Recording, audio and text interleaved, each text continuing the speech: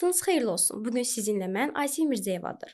Media savadlılığı həftəsi çərçivəsində hazırladığımız podkastda hər birinizi salamlayırıq. Texnologiyanın sürətli inkişaf etdiyi bir mühitdə media savadlılığının rolu, dezinformasiyaya qarşı mübarizə və süni intellektin apardığı çağırışlar haqqında müzakirəni qonağımız Texnika Elmlər doktoru, professor, akademik, Azərbaycan Milli Elmlər Akademiyasının vitse-prezidenti və Azərbaycan Respublikasının Elm və Təhsil Nazirliyinin İnformasiya Texnologiyaları İnstitutunun baş direktoru Rasim Əliquliyev ilə aparacağıq. Xoş gəlmisiniz Rasim bəy. Təşəkkür edirəm dəvətinizə görə. İlk olaraq sizə sualımız budur ki, sizcə rəqəmsal mühitdə media savadlılığının rolu niyə vacibdir? Hal-hazırda rəqəmsal mühit nə deməkdir? Bu internet deməkdir, bu müxtəlif kompüter qurğuları, sistemləri deməkdir, mobil telefonlar deməkdir. Hələ bu get-gedə artır, indi süni intellekt üstə gəl o rəqəmsal mühitə yeni bir çalarlar gətirir, yeni imkanlar gətirir, yeni təhlükələr gətirir. Belə bir mühitdə həmin o missiyanı həyata keçirən insanların qarşısında çox ciddi vəzifələr, tələblər qoyur. Həm təhsil nöqteyi nəzərindən, həm də ki, ümumiyyətlə cəmiyyətin özündə bütün insanlardan müəyyən bir vərdişlərin, müəyyən bir biliklərin olmasını zəruri eləyir.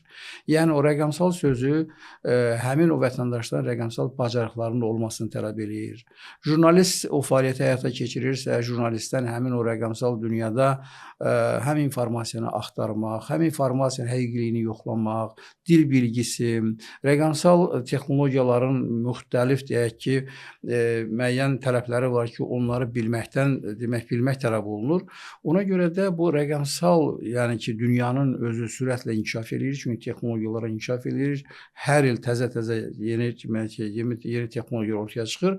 Ona görə də bax bu rəqəmsal savadlılıq, yəni media savadlılığının özünün kökündə hal-hazırki nöqteyi nəzərdən baxanda demək media rəqəmsal savadlılığı tələb eləyir. Digər tərəfdən də informasiya ilə davranmaq, informasiyanın özünün mahiyyətini anlamaq bir qədər o savada bağlıdır. Yəni ki, insan özü savadlı olursa, o informasiya dünyasında daha da demək düzgün qərar verə bilir, pisi yaxşıdan seçə bilir, daha ağıllı, daha yaxşı biliklər əldə edə bilir. Bunun da deyirlər informasiya savadlılığı və ümumən də cəmiyyətin özündə insanların ətraf mühitlə, cəmiyyətlə, təbiətlə, bir-biri ilə münasibətlərində o informasiya mədəniyyətinin formalaşmasını zəruri eləyir. Bu o deməkdir ki, insanların özünün ümumi mədəniyyəti kontekstində, yəni insanın özü dediyim o münasibətlərin qurulmasında müxtəlif mədəni normaları özündə daşıyır və bu informasiya mədəniyyəti də, informasiyanı qəbul etməkdə, yadda saxlamaqda, onun istifadəsinin yerini bilməkdə, kontekstini bilməkdə, ziyanlı məlumatlara qarşı mübarizə aparmaqda və s. və s. Yəni bütün bunlar hamısı o media savadlılığının sizin dediyiniz sualın kontekstində rəqəmsal savadlığı zəruri eləyir, informasiya mədəniyyətinin formalaşmasını zəruri eləyir. Bunun da necə formalaşması və s. o artıq bir qədər təhsilə, bir qədər cəmiyyətin özünə və həmin şəxsin özünün keyfiyyətinə bağlı olan xüsusiyyətlərdir. Bəs texnoloji inkişaf bizim media vərdişlərimizə necə təsir göstərir və informasiya mühitini necə dəyişir? Burada bilirsiniz necədir? Bu rəqəmsal mühit deyəndə bu artıq virtual mühitdən söhbət gedir. Bunun artıq sərhədləri yoxdur. Əvvəllər belə idi ki, həmin o informasiya mühiti və yaxud ona milli informasiya məkanı deyirdilər ki, o müəyyən bir ölkə çərçivəsində, müəyyən bir dövlətin qanunlarına əsaslanırdı. Bir konstitusiyon mühitdə demək formalaşırdı, istifadə olunurdu. Amma indiki virtual məkanın sərhədləri yoxdur. Yəni bu internet hər yeri, hər ölkəni, hər kəsi, bütün hər şeyi əhatə etdiyi üçün burada demək çoxlu hüquqi sistemlər ortaya çıxır. Yəni bu ölkənin hüququ ilə başqa ölkənin hüququ başqadır, fərqlidir. Din fərqi var, psixoloji fərq var, antropoloji fərq var, etnoqrafik fərq var. Yəni fərqlər çoxdur. Yəni bu virtual məkanın özü, o rəqəmsal efir deyirik, rəqəmsal məkan deyirik, o qədər mürəkkəbləşir ki, belə bir mürəkkəb şəraitdə dediyim kimi dil fərqli, din fərqli, psixologiya fərqli, nə bilim mən başqa fərqliliklər belə bir şəraitdə əlbəttə ki, o informasiya məkanının xüsusiyyətləri çox mürəkkəb olur və media ilə bağlı demək o missiyada bir qədər çətinləşir. Mən deyirəm, lap çətinləşir. Ona görə də həmin o mühitdə o media işinin həyata keçirilməsi Biri var ölkə daxilində media missiya həyata keçirirsə, biri var qlobal səviyyədə onsuz da virtual məkanın sərhədi olmadığı üçün ölkə səviyyəsində olan istənilən kontent də, istənilən hansısa bir resurs da dünyanın istənilən nöqtəsindən əlçatan olur. Yəni demək istəyirəm ki, bax müasir şəraitdə media savadlılığı, medianın missiyası, o işi görənlər, jurnalistlər, eyni zamanda onun o medianın istifadəçiləri, vətəndaşları, yəni onu informasiyanı istehlak edənlər də bilmirsən ki, bu düzdür, səhvdir, yaxşıdır, pisdir, nə bilim mən və s. və s. Yəni demək istəyirəm ki, medianın hal-hazırda missiyası çox-çox çətinləşibdir. Dezinformasiyanın yayılmasında süni intellekt texnologiyalarının rolu nə qədərdir? Bəs bunların qarşısını alınmaq üçün hansı mühüm işlər görülüb? Bilirsiniz, o dezinformasiyanın özü nə deməkdir? Dezinformasiyanın özü həqiqətin tərif olunması deməkdir. Və yaxud da ki, heç həqiqətə uyğun olmayan hansısa bir məlumatın yayılması deməkdir. Yəni həqiqəti qoyuran bir tərəfə hansısa bir məlumatı, hansısa bir özü üçün qəbul etdiyi bir məlumatı götürür, müəyyən bir mühitdə yayır. Dezinformasiyanın özünün kökü, mənbəyi nədən ibarətdir? Rəqabətdir, bir-birinə nifrətdir, bir-birinə qarşı mənfi münasibətdir. Hal-hazırda dezinformasiyalar çox təhlükəlidir.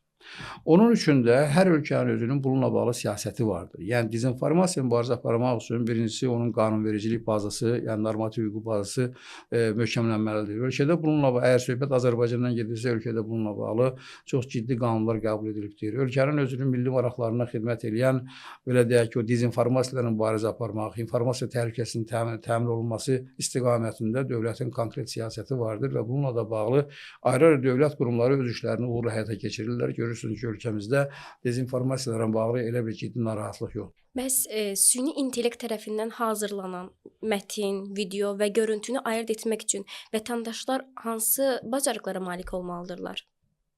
Bunun üçün birincisi ondan şübhələnməkdir. Əgər sən şübhələnirsən ki, bu məlumatın özü səndə elə bir ki, bir tənqidi bir münasibət yaranmalıdır ki, bu məlumatı elə gördüm, götürüm elə həmin dəqiqə istifadə edeyim. İstər dava dərman olsun, istər hansısa bir məsləhət olsun, götürüm onu tətbiq. Sən onu götürürsən, həmin o məlumatı bir internetdə bir başqa şəkildə axtarış edirsən, görürsən ki, buna olan münasibət necədir? Lap ChatGPT-nin özünə soruşursan ki, bunu istifadə etmək olar olmaz. Biliklərin mənbəyi biri budur. İnternetdə sorğu verirsən, ora, bura və s. toplayırsan, görürsən ki, yox, ziddiyyətli məqamlar var. Biri deyir, bu dərmanı içdi, mənə pis təsir elədi, biri dedi, belə elədi. Yəni, o ictimai rəyi bir növ elə bir ki, bir belə nəsə onu bir öyrənməyə cəhd etmək lazımdır ki, yaxşı, bunu kimsə belə deyir, bunu mən götürüm, bu şəkildə istifadə etmək. Yəni, demək istəyirəm ki, vətəndaşların özündə o informasiyaya bir mütləq həqiqət kimi baxmamaq belə bir mədəniyyəti formalaşmalıdır ki, hər şey inanmaq olmaz. Yəni, onun özünü, məsəl üçün, görürsən, ideya yaxşıdır, fikir yaxşıdır, amma nə dərəcədə praktikada özünü göstərir, nə dərəcədə bundan istifadə etmək olar, nə dərəcədə bunu götürüb uşağa vermək olar, özün istifadə edə bilərsən və s. Onun üçün internetdə də biraz araşdırırsan, görürsən ki, yox, buna baxışlar müxtəlifdir. Son olaraq belə bir sual vermək istərdim ki, elm və təhsil sistemində media savadlığının güclənməsi hansı strateji rollar oynaya bilər? Bu kompüterin işləməyə bacarmalıdır, bu internet işləməyə bacarmalıdır, sosial şəbəkədə olmalıdır, internetin verdiyi imkanlardan yaxşı istifadə etməlidir, dili yaxşı bilməlidir. Çünki internet artıq çox dilli bir mühitdir, xüsusən də ingilis dilini yaxşı bilməlidir. Ona görə də hal-hazırda indi bildiyim qədər ölkənin ali təhsil sistemində media mütəxəssislərinə, orada fəaliyyət göstərən müəllimlərin fəaliyyətinə, kafedralara, dekanlıqlara xüsusi onların qarşısında vəzifələr qoyulub və onlar özləri də böyük həvəslə bu işə qoşulublar. Mən bilirəm ki, artıq bu demək rəqəmsal jurnalistika, nə bilim mən süni intellektə əsaslanan jurnalistika və s. Yəni jurnalistika üzrə kadr hazırlayan o kafedralarda ayrı-ayrı demək tədris qurumları da bu istiqamətdə düşünürlər və çalışırlar ki, müasir dövrün çağırışlarına cavab verə biləcək media mütəxəssisləri hazırlasınlar.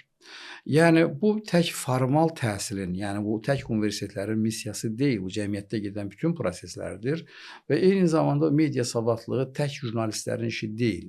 Eyni zamanda ümumiyyətlə ölkədə təhsil sistemində indi yeri gəlmişkən bunu da mən qeyd etməyi özümə borc bilirəm ki, bütün bu süni intellekt çağırışları kontekstində Azərbaycan ümumiyyətlə ali təhsil sistemində bu rəqəmsal transformasiyaların təsiri ilə bütün ixtisaslar amma yenidən demək təşkil olunur, yenidən qurulur. Bəzi hallarda köhnələrin üstünə xətt də çəkilir. Onu da mən görürəm, müşahidə edirəm. Çünki əmək bazarı, cəmiyyət ona demək sifarişi olmadığı üçün bəzi ixtisasları deyirsən ki, bu artıq keçmişdə qaldı. Çünki əmək bazarında süni intellektin o təsiri ilə bu ixtisaslar, bu peşələr olan deyil. Ona görə də bütün bu proseslərin özünün əsas lokomotivi insandır. İnsan gərək ağıllı olsun, savadlı olsun, rəqəmsal biliklərə malik olsun ki, sizin dediyiniz o proseslərdə yaxından iştirak etsin. Ona görə də bizim Azərbaycan dövlətinin bu dəqiqə ən böyük hədəfi vətəndaşlar rəqəmsal təfəkkürün formalaşdırılmasıdır. O biliyi, o bacarığı həm ailə səviyyəsində, həm məktəb səviyyəsində, adi cəmiyyətdə, iş yoldaşları, sosial şəbəkələr, bütün münasibətlər artıq 21-ci əsrin fəlsəfəsi bundan ibarətdir. Dəyərli fikirlərinizi bizimlə bölüşdüyünüz üçün minnətdaram. Bugünkü podkastımızın mövzusu bu qədər idi. İzlədiyiniz üçün təşəkkür edirəm. Görüşənədək.